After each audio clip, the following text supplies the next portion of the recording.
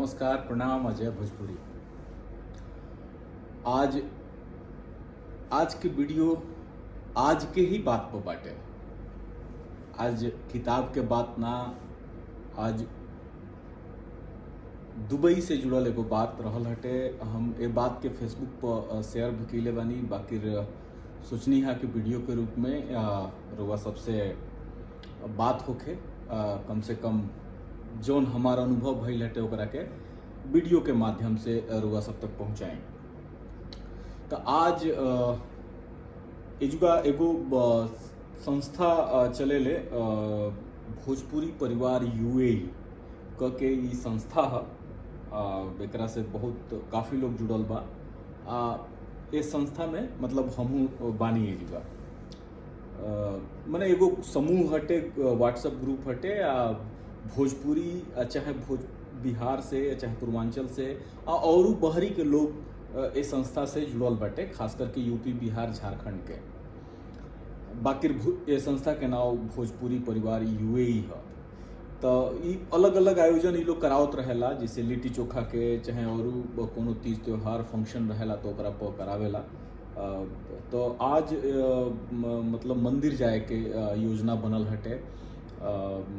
एजुगा जौन दुबई में सबसे पुराना जौन मंदिर बा 1957-58 के जौन मंदिर बाटे, वो मंदिर में चूँकि सावन के महीना चलत हटे, आदिदेव महादेव भगवान शिव के पूजा जलाभिषेक खातिर आज जाए के योजना बनल हटे। तो हमहू गईनी है ओजुगा दुबई में मंदिर के प्रांगण में हमने के सब लोग मिलल हटे। बातचीत होत लटे, अच्छा खासा परिचय भइल हटे लोगन से। बहुत लोग मतलब बेगूसराय से लेके, पटना से लेके, आजमगढ़ से लेके अलग अलग जगह के लोग आए लटे। सुन्नी अयोध्या से भी केहू रहल हटे। मने अच्छा खासा पब्लिक जुटल हटे भोजपुरी परिवार के ये संस्था के ओर से। ओमे महिला वर्ग भी रहल हटे और बच्चा लोग भी रहल है। तो अच्छा खासा एगो माहौल ओइजा बन गेल हटे। फोटो ए वीडियो में रुआ सब के आगे आई, वो फोटो में रुआ सब देख सकेनी। एकरा अलावा जौन बाटे तौन एगो भोजपुरिया रेस्टोरेंट बाटे जुगा सोनापुर में। एगो लोकेश मिश्रा जी बानी, वहाँ के चलावेनी। कुछ 22-21 साल से वहाँ के दुबई में बानी, या मतलब दुबई रह के अलग अलग जगह पर काम के लिए बनी। तो वहाँ के रेस्टोरेंट चलावतानी सोनापुर में। वहाँ के एनजीओ बाटे, मजदूर लोगन के काम खातिर, मजदूर लोगन के हेल्प करे खातिर एनजीओ भी एजा चलावतानी। तो वहाँ के तरफ से नाश्ता पानी के व्यवस्था लटे। तो सब मिला के वो बड़ा बढ़िया गेट टुगेदर रह लटे आज के। तो हम सोचनी हटे कि रुआ सबसे गेट टुगेदर के अनुभव के शेयर करत चली या बता दी रुआ सबके। हम फेसबुक पे आज के जौन हमनी के जुटा रहनी है जाए, एकरा बारे में हम फेसबुक पर लगौले बानी। तो ये रहल हा अच्छा खासा गैदरिंग भइल हटे। ओकरा बाद मंदिर में गईनी है जा। मंदिर के एगो वीडियो, आज भीड़ ज़्यादा रहल हटे, शनिवार हटे, छुट्टी बा एजुगा। श्री कृष्णा मंदिर भी खुल गिर लटे, साईं बाबा के मंदिर बा ओजुगो, गुरुद्वारा, फिर शंकर भगवान के मंदिर जौन बाटे सब। तो अच्छा खासा पब्लिक कर लटे। ऐसे फोटोग्राफी वीडियोग्राफी ना भइल हा। भीड़ के निकाले में लोग वीडियो बनाई तो ज़्यादा और भीड़ बढ़ी। तो ये वजह से वीडियो लेवे के सुविधा ना लटे बेरा मंदिर के जौन भीतरी मंदिर के जौन बा। बाकी तो वो में भइल हटे। रुआ सब मंदिर के यदि देखे के बाटे तब हम लिंक शेयर कर देता नहीं। हम एकरा पहले हम ओजा मंदिर में गए रहनी तो वीडियो बनौले बानी। तो सब मिला के बड़ा बढ़िया आज के आयोजन ई रहल हटे। भोजपुरी परिवार के अजय प्रताप शाही जी बानी, अजय प्रताप शाही जी। ये लोकेश मिश्रा जी के बतबे कनी, और भी बहुत लोग जुड़ल हटे। बहुत लोग मतलब अच्छा लागल हटे। हमनी के गनी है जा जलाभिषेक भइल हटे शंकर भगवान के, हनुमान जी के भी पूजा अर्चना भइल हटे। तो सब अच्छा माहौल में वो बढ़िया एगो वातावरण में आज के आयोजन भइल हटे। दुबई में ई मंदिर 1958 से बा। हमरा जहाँ तक मालूम बा 1907-1908 से ही ओजुगा पूजा अर्चना हो रहल बा। बाकी आधिकारिक रूप से जौन बा 1957-58 से ओजा मंदिर बनल बाटे आ लोग पूजा पाठ कर रहल बा ओजुगा। अच्छा खासा जब ओजा ओ एरिया में जाए तो वो अच्छा खासा जौन फीलिंग आई, भारत वाला फीलिंग आई। पतला गली बाटे, दोनों तरफ पूजा हो जाके सामान बा।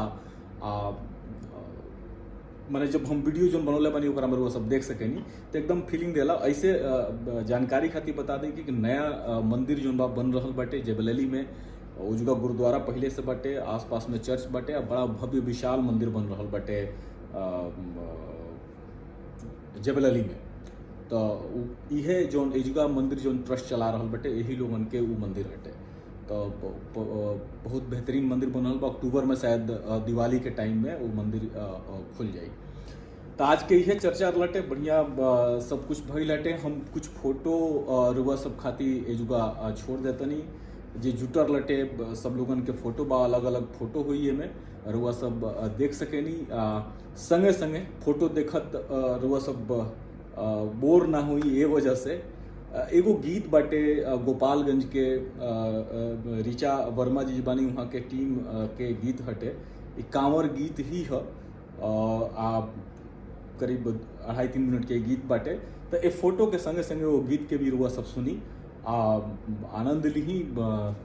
ये फोटो के लोगन के चेहरा पर जौन खुशी बाटे मिलला के, बाकी महादेव के आशीर्वाद सबके मिले।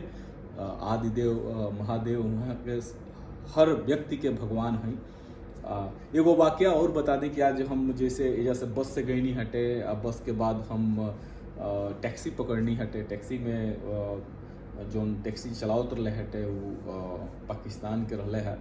बाकी वो बताओ तो रहे उनका मैंने भगवान शिव के सावन महीना के लेके उनका अपन जो अनुभव बाटे, उनका जो जानकारी बाटे वो शेयर करते रहे हैं। अच्छा लगल हटे कि लोग गते गते जोन बा तनी ये सारा चीज़न के लेके सीख रहल बा, जान रहल बाटे। मूल रूप से जोन बा हर धर्म के लेके जोन भावना बाटे उहे बा कि सकारात्मक रही या बहुत सद्भाव से रहे के। तो जब फोटो देखब रुआ सब तो सब लोग बहुत खुशी खुशी बाटे, एकदम बढ़िया से मिलल जुलल हटे, भगवान के याद कइल हटे। जौन ई महीना चलल बाटे सावन महीना, एमे भगवान शिव के याद करे के जौन सोच बा, जौन कल्पना बाटे, वो सोच कल्पना के अपनावे के बात भइल हटे। तो बढ़िया रहते आज के वीडियो। तो ध्यान दी देखी सब है भगवान शिव विष पिए वाला समुद्र मंथन से जौन जहर निकल रहे, पॉइजन निकल रहे, ओकरा के पिए वाला है नीलकंठ है। गला में वहाँ के नीला पड़ गई। अब विष के असर से वहाँ पर नाना प्रकार के बदलाव आई। वो बदलाव से वहाँ के सुरक्षा करे खातिर जलाभिषेक कई गई। अलग अलग कहानी बटे चीज़ के यदि देखब तो। लेकिन हम जो ना तरीका से ये चीज़ के पूरा चीज़ के मूल्यांकन करेनी कि कौनो वजह से माने कौनो चीज़ जौना वजह से रुआ भीतरी जौन बा खीसिया होता टे, रुआ भीतरी मतलब जरंतिया जौन सोच पैदा होता टे, चाहे नकारात्मकता बढ़ल जाता टे, कौनो मतलब एकदम भरल बा हर चीज़ में रुआ उहे जो होता नहीं। तो ये कहीं ना कहीं एक तरह से विष के असर हटे। व्यक्ति के बात करी, आदमी के बात करी तो भगवान शिव के मैसेज यह बाटे, यह संदेश बा कि हमनी के जितना हो सके समभाव सद्भाव से रहे के चाहिए। ईर्ष्या से, राग से, द्वेष से जितना दूर हो सके आदमी दूर रहे। आलोचना नकारात्मकता दोनों में बहुत अंतर होला। तो ये चीज़ के समझे के चाहिए। तो आज के वीडियो ऐसे ही हम सोचनी है कि रुआ सबसे बात करी या बताई कि आज का भइल हटे। तो ये आजे के बात हटे, हम सोचनी है कि आजे के वीडियो रुआ सबके बताएं। हम भोजपुरिया परिवार के जौन भोजपुरी परिवार चला रहल बनी अजय प्रताप शाही जी, भोजपुरिया रेस्टोरेंट चला रहल बनी लोकेश मिश्रा जी, दोनों लोगन के धन्यवाद देतनी।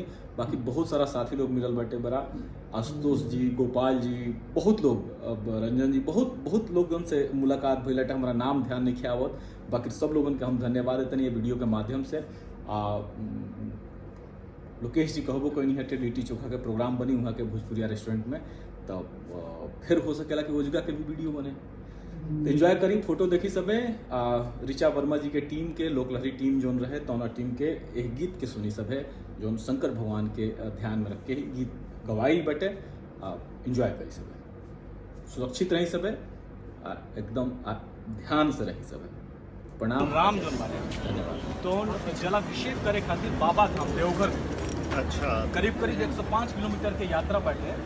तो गंगा धाम से देवघर के जो यात्रा रहे, भगवान राम के उधर कांवड़ लेके, कांवड़ में जल लेके उधर से जल निकल जाता, उधर से फिर बाबा धाम जाके तो तबे ही प्रथा चालू भइल भोजपुरिया इलाका में चाहे बिहार में। अच्छा अच्छा। तो पूर्वांचल के लोग चाहे बिहार के लोग जो बाबा धाम जाला तो सुल्तानगंज से गंगा धाम गंगा से असर ये बटे मूल जो हम दर्शन अध्यात्म के बात करें।